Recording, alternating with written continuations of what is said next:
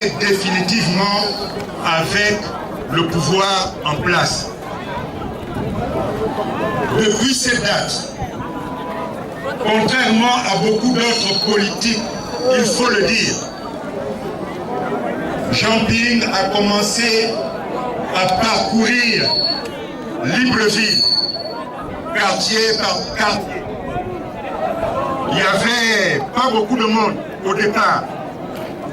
Et finalement, aujourd'hui, nous sommes au terme d'une très longue marche qui a mené les Gabonaises et les Gabonais de tous les coins du pays à se retrouver dans M.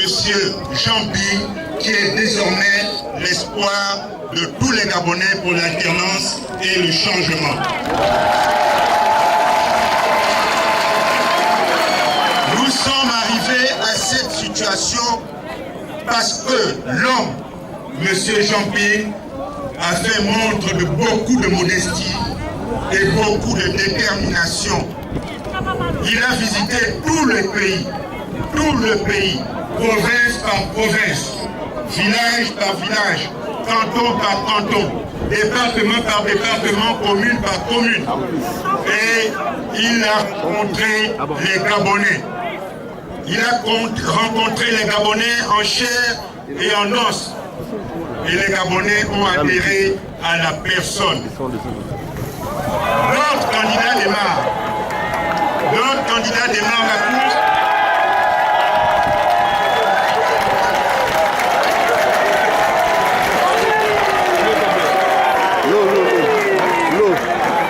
Notre candidat démarre la course pour la présidence de la République.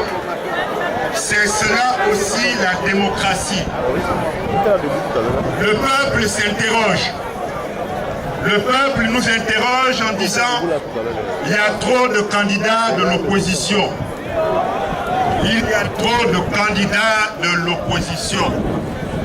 Mais je dois vous dire que depuis 1993, le peuple ne s'est jamais trompé. En 1993, malgré les plus de 20 candidats de l'opposition, le peuple s'est mis derrière Mbabesol. En 1998, le peuple s'est mis derrière Mambundu. Il y avait plusieurs candidats de l'opposition. En 2009, le peuple s'est mis derrière Obama. Il y avait plusieurs candidats de l'opposition. Le peuple ne se trompe pas. Aujourd'hui, nous voyons et nous comprenons que le peuple est derrière Jean Ping. Jean Ping a fait une tournée citoyenne et populaire. Une tournée citoyenne et populaire. Il est entouré de nombreux partis politiques, d'associations et de personnalités politiques. Je ne voudrais pas qu'aujourd'hui, le fait qu'il ait intégré le PGP puisse poser de problème à qui que ce soit. Jean Ping l'a fait pas seulement pour le cœur, il l'a fait aussi par raison. La raison, c'est quoi? Le PGP a participé à de nombreuses élections. Le PGP est, dans la galaxie Ping, l'un des partis les plus anciens, l'un des partis légalement reconnus les plus anciens, avec l'aura qu'il a dans l'opposition. Beaucoup de choix s'offraient, il y avait beaucoup de partis au sein de l'opposition, mais il fallait en choisir un. Il n'est que membre du PGP. Et il le fait pour aller à l'élection présidentielle parce que même s'il est soutenu par un grand nombre de partis politiques, il faut qu'il soit membre de l'un de ces partis politiques.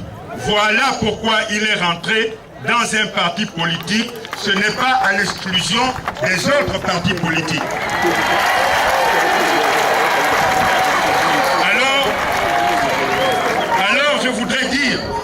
Alors je voudrais dire aux perfides trompeurs qui écrivent dans la toile et qui commencent à dire à certaines communautés, vous avez suivi Jean Ping, voilà, il est parti dans le parti de ses parents.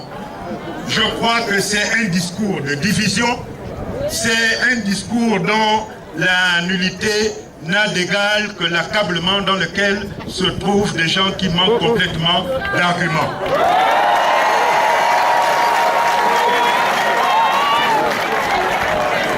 Et vous aurez remarqué que malheureusement les coups qui nous sont portés viennent de ceux qui doivent tirer dans la même direction que nous.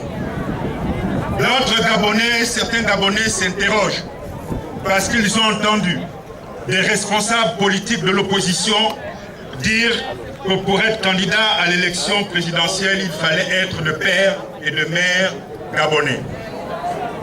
Je pense que ces illustres personnages, à défaut d'étaler une ignorance, font dans la mauvaise foi parce que, chers compatriotes, le code de la nationalité gabonaise dit ceci. Un Gabonais d'origine, tout individu né de père ou de mère gabonaise.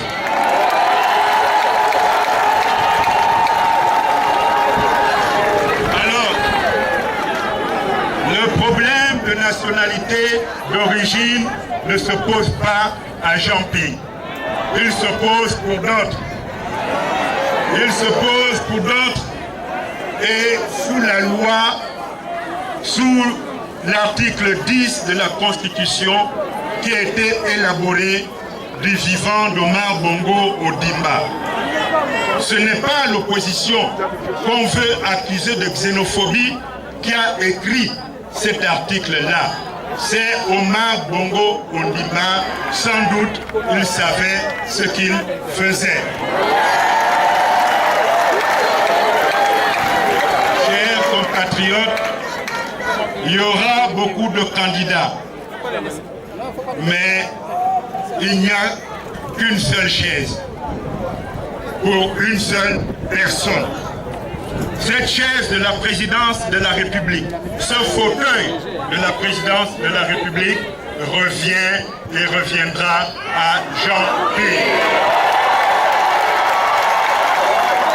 Alors, je voudrais appeler les autres candidats de l'opposition, parce qu'il n'est pas trop tard, à la sagesse. Venez parler avec votre frère Jean-Pierre, avec tout le tour du Gabon qu'il a fait, que vous n'avez pas encore entamé. Il ne viendra pas derrière vous pour dire qu'il laisse le combat. Jean-Pierre doit aller de l'avant. Le peuple gabonais a déjà dit oui. Vous avez votre place à ses côtés et vive la victoire du peuple gabonais. Je vous remercie. Merci à M. Francis Obam, l'office hôte. Je vais, après l'estuaire, partir dans le Haut-Ogooué pour accueillir un ancien ministre, un grand communicateur. Mesdames et messieurs, voici pour vous, M. Albert Yangari.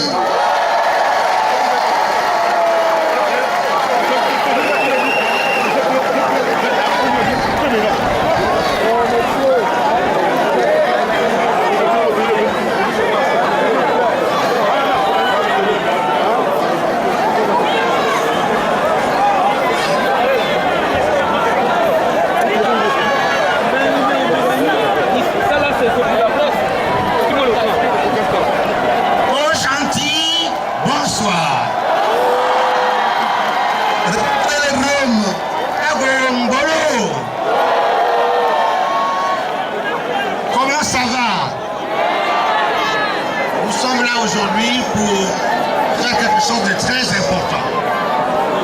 Très important parce que nous sommes en fin d'un processus. Un processus qui a commencé il y a 2 ans.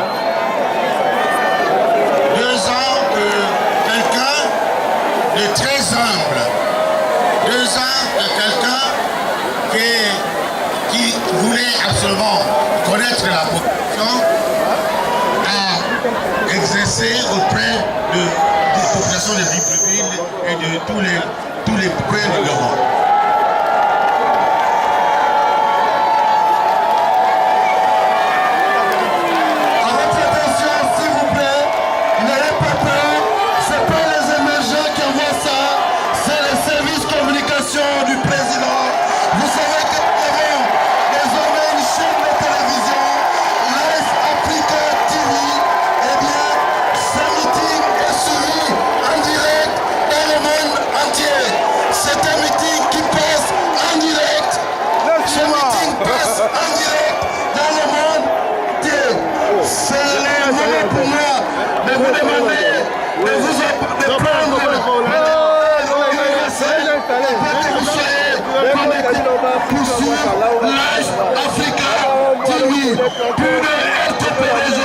Donc calmez-vous, ce ne sont pas les émergents, c'est bien les services communication du candidat.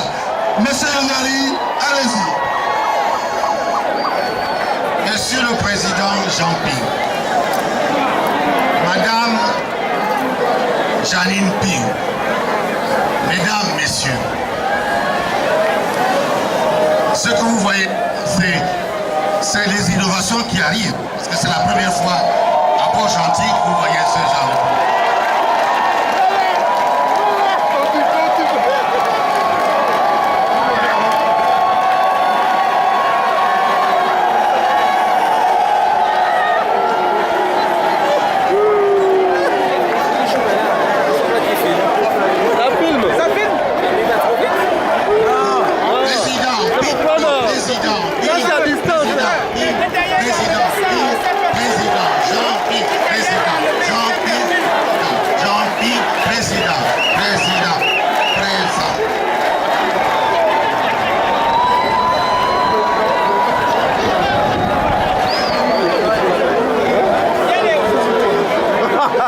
Monsieur le Président, je prends la parole pour porter un témoignage.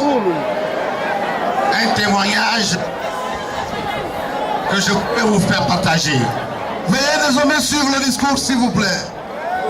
Un témoignage, donc, pour vous dire que j'ai rencontré M. Ping, ça fait plus de 50 belles années, 50 et quelques. C'était au lycée Léomba. Et après, nous nous sommes retrouvés, on s'est perdu et on s'est retrouvés plus tard dans le gouvernement, où j'étais son collaborateur, puis son collègue après. Et puis après, dans nos on s'est rencontrés quand il était fonctionnaire international. Je voulais porter ce témoignage parce que moi, je suis né à Franceville. Je suis du Haut-Ogooué. Je suis de la province qu'on disait qu'elle est privilégiée. Parce que tous les présidents, jusqu'à présent, à part Léomba, étaient de notre province. Donc nous étions vraiment, là-bas, toutes les maisons sont en dur, tout est vraiment, les portes sont dorées, etc., etc. Mais j'étais heureux quand Camping, tout humble qu'il est, quand il est venu tout à l'heure, les souverainistes, et puis Joël Gorendi a rappelé comment il est arrivé à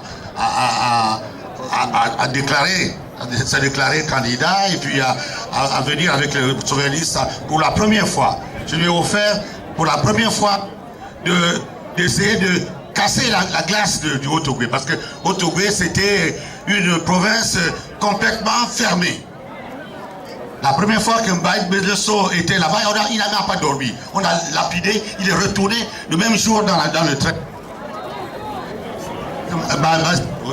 Bamboundou, on a lancé les cailloux, on a pris tout un camion avec plein de cailloux, et pendant qu'il faisait son meeting, on lui lançait les gros cailloux. C'était ça la province du Haut. Et donc, il y a 2 ans, quand les jeunes souverainistes ils sont venus me voir, ils disent, toi tu es le plus ancien de tous les opposants en haut degré. Est-ce que tu peux nous faire en sorte pour montrer à tout ce monde-là qu'un opposant comme Ping peut venir faire une brèche à Franceville, comme ça il pourra démarrer avec ses visites. Et nous avons organisé ça, et c'est à cause de cela qu'il a pris la force pour pouvoir refaire. Mais la force là, c'est dû à lui-même, parce que c'est vraiment humble. De mémoire de journaliste, j'ai accompagné le président Bongo dans quelques-unes de ses visites à l'intérieur du pays, mais il ne s'est jamais comporté comme l'a fait Jean Ping. Jean Ping est dans un foyer au feu du bois avec l'habitant. Jean Ping, pendant que nous étions dans les villages, est allé se baigner au Marigot, parce qu'on arrivait dans les villes où il n'y avait pas d'eau, il n'y avait pas d'électricité. Jean Ping mangeait.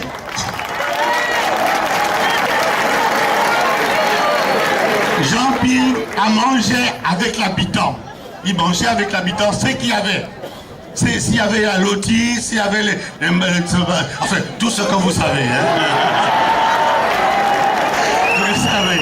Donc, il ne faisait pas le chichi en disant je ne mange pas ça. Donc, il mangeait ce qu'il trouvait chez l'habitant. L'habitant également. Et pourtant il est un peu blanc, non? Non, plutôt chinois. Donc, voilà un peu le Jean Ping que nous avons accompagné.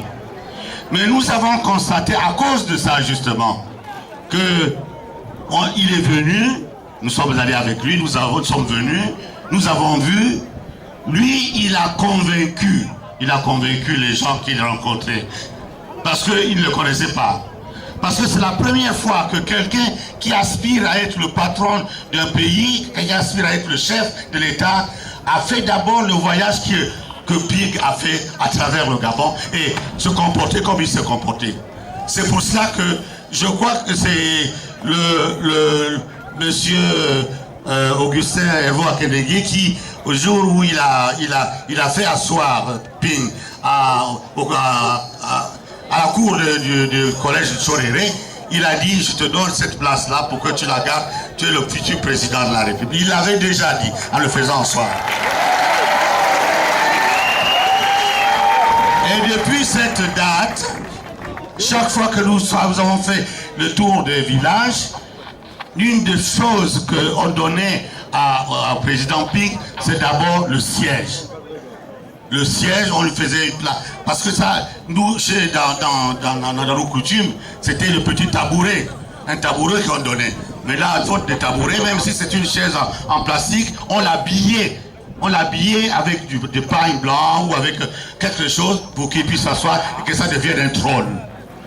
Ça montre bien qu'on le considérait déjà comme le chef de l'État. C'est déjà quelque chose de très important.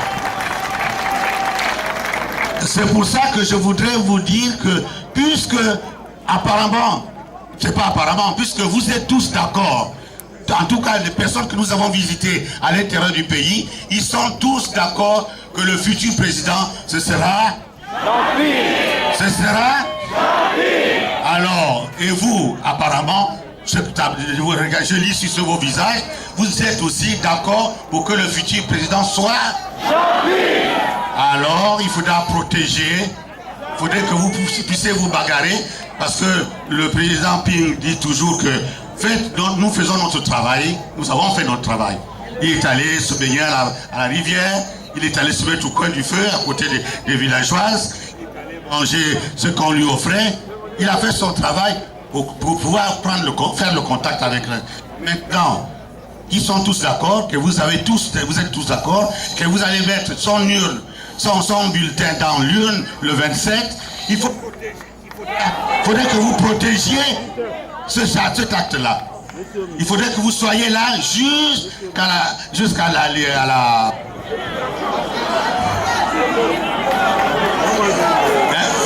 Est-ce que vous êtes d'accord? Pendant qu'on va faire le dépouillement, il ne faut pas quitter. Si les militaires vous disent de partir, vous dites non, la loi dit que nous devons être là. Est-ce que vous êtes d'accord?